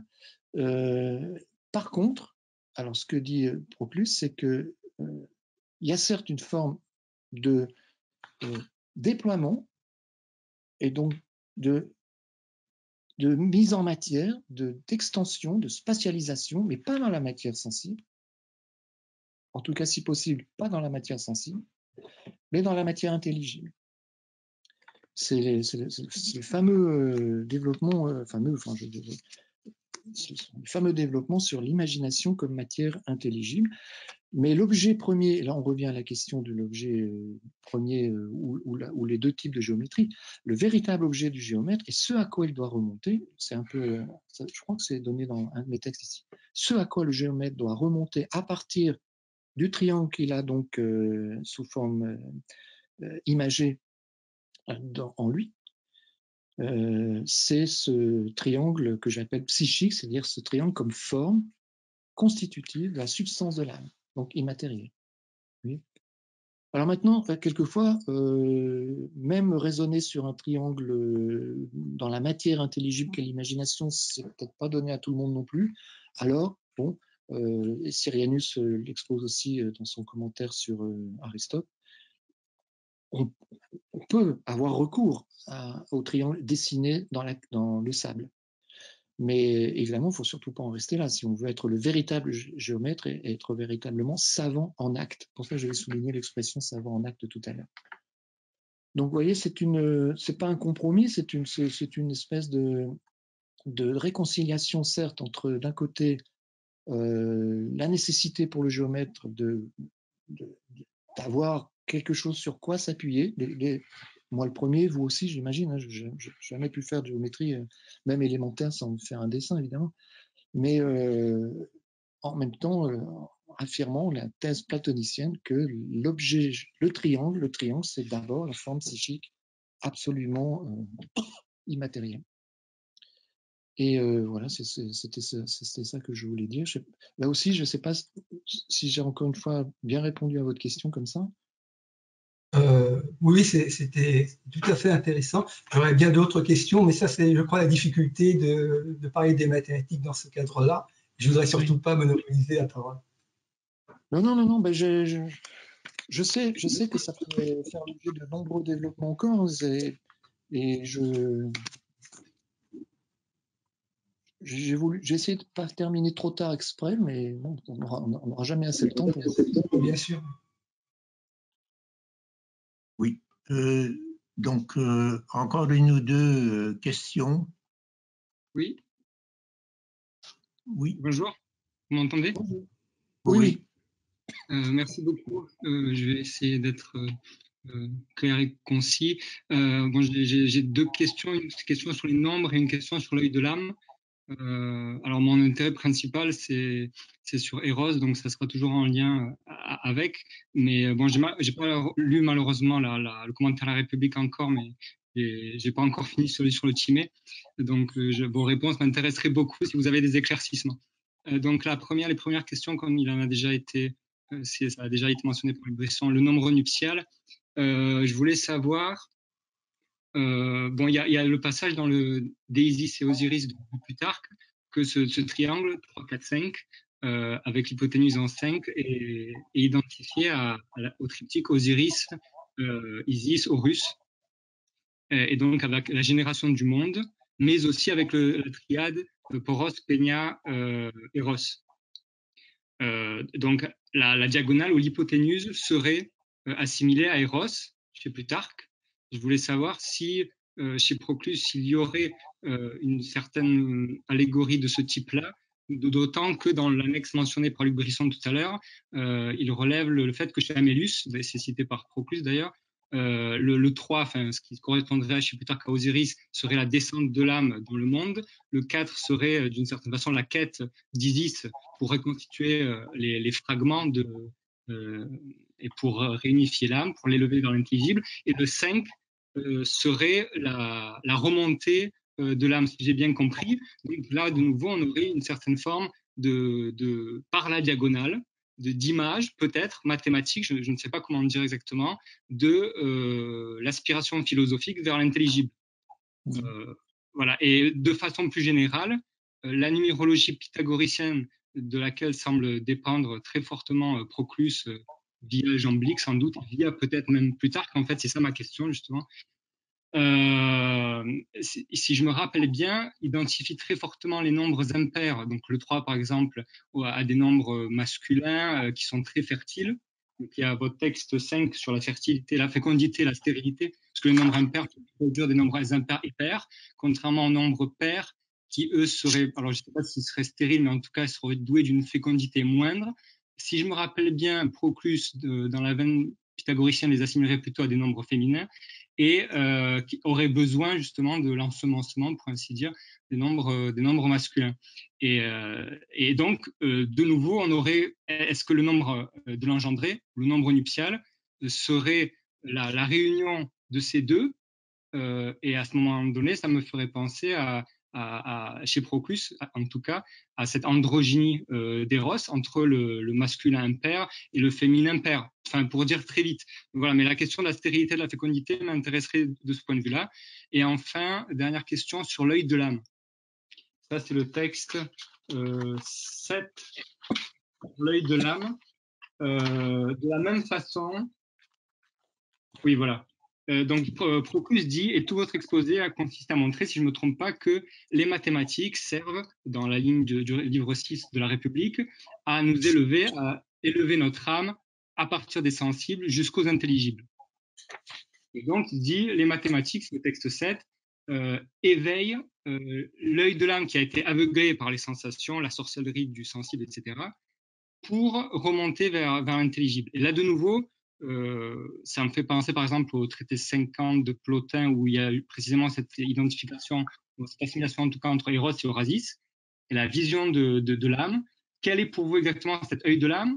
Est-ce que c'est l'intellect et ou Eros, ou comment le comprendre? Et surtout, ce qui m'intéresse dans le texte 7, c'est est-ce que cet aveuglement du sensible, duquel nous font sortir les mathématiques par leur conceptualisation et leur degré déjà intermédiaire d'abstraction, n'est pas le pendant négatif d'un aveuglement supérieur, en tout cas chez Proclus, concernant les intelligibles, ou en tout cas le niveau supérieur aux mathématiques, qui ne sont jamais qu'intermédiaires, et qui précisément là se voit doué d'un certain aveuglement positif, si j'ose dire.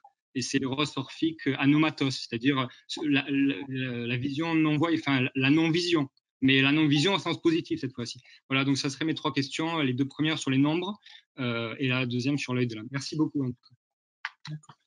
Non, c'est moi qui vous remercie pour vos questions, pour l'intérêt que vous avez porté à cet exposé. Oui.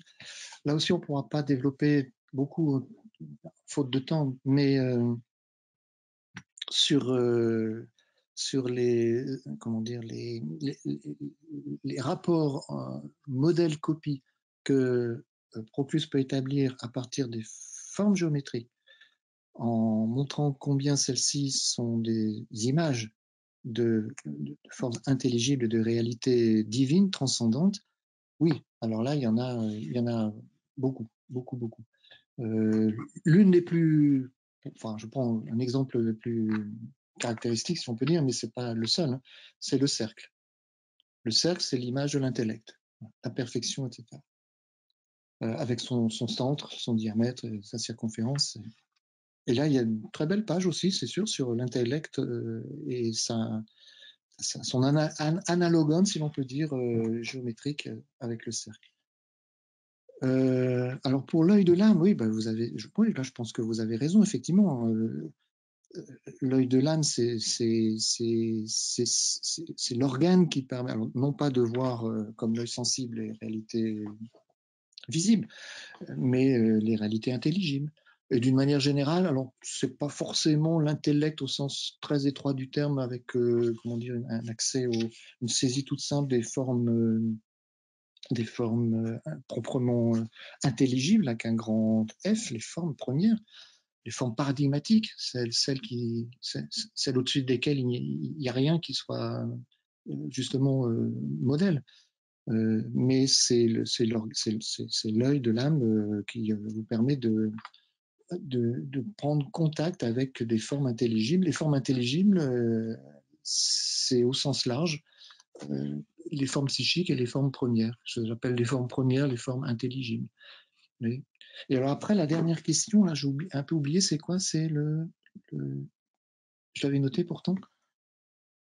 Non, peut-être juste sur le nombre nuptial et la fertilité ou stérilité des nombres.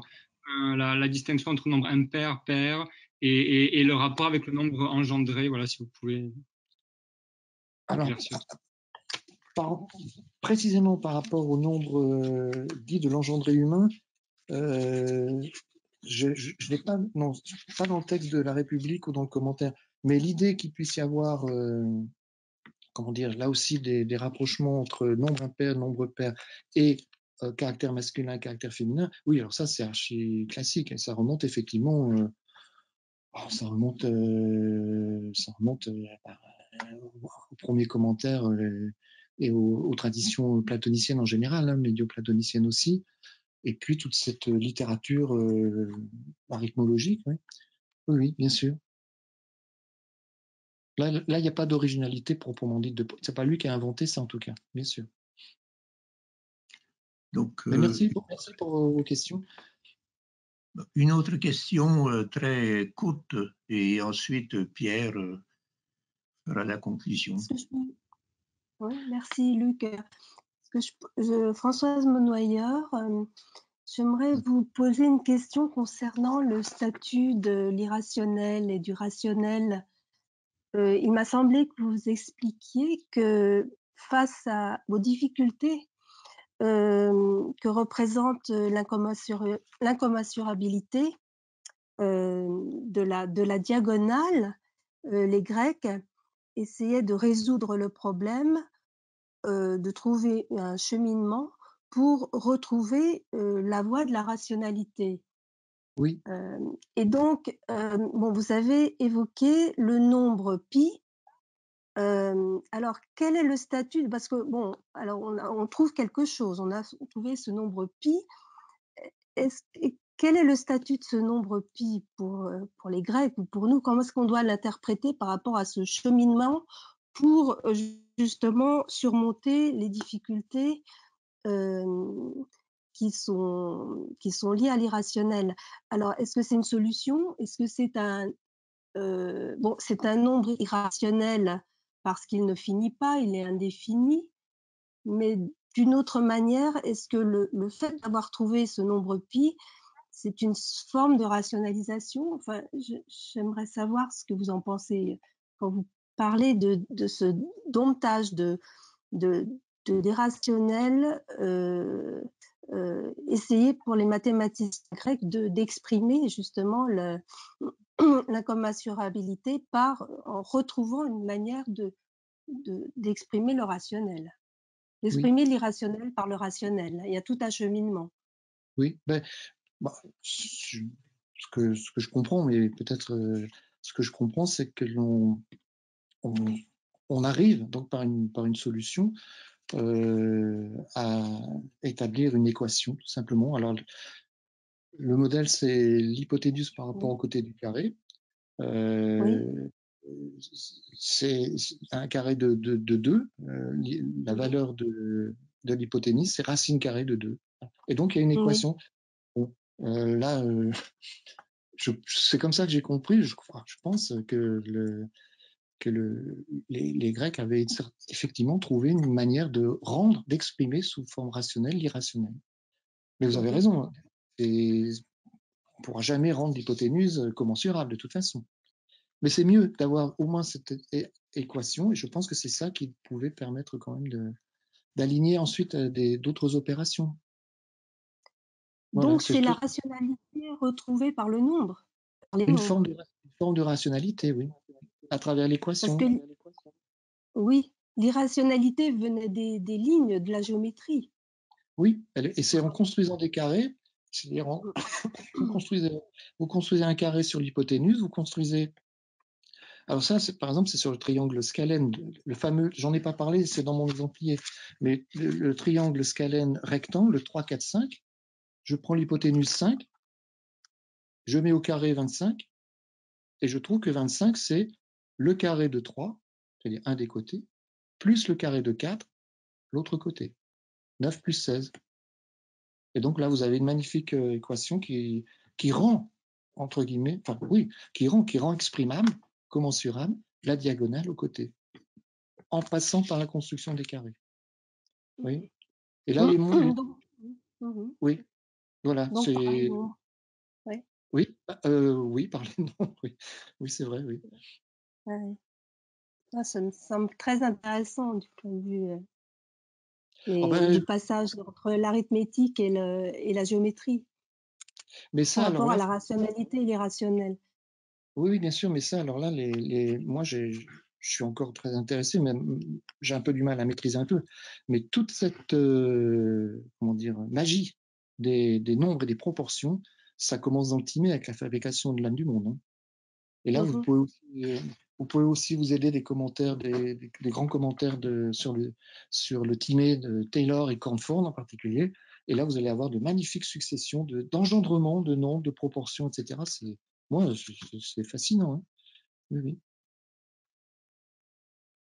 Alors là, c'est pas forcément l'irrationnel, hein, mais c'est lié à cette virtuosité dans la création de nombres et d'engendrement de nombres et de proportions, etc.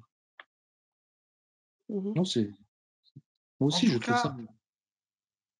Oui. En tout cas, je remarque une chose, Louis Bertrand. Dans le petit appendice sur les nombres latéraux et les nombres diagonaux, on voit que le nombre diagonal et le nombre du côté sont, eux, à chaque fois des nombres entiers. Donc, le rapport entre la diagonale et le côté est constamment un nombre commensurable. Oui, mais simplement, c'est pas un nombre, c'est pas le nombre exact, c'est-à-dire qu'il y a entre deux nombres. C'est exactement ça. Ce n'est pas le nombre exact, mais c'est un nombre constamment rationnel, enfin commensurable.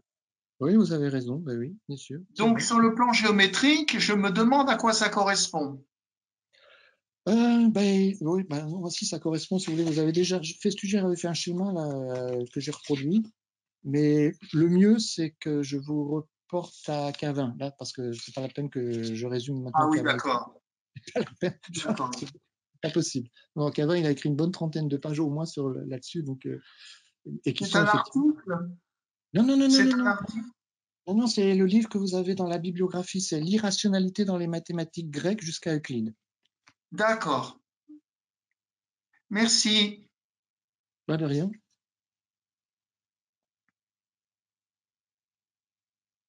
Voilà, merci Alain, merci à tous de votre attention. Nous vous donnons rendez-vous à lundi prochain, même heure, 16h. Et donc je viendrai parler du différent Platon-Aristote sur la question politique tel que Tommaso Campanella le construit. À très bientôt, bonne semaine et à lundi prochain.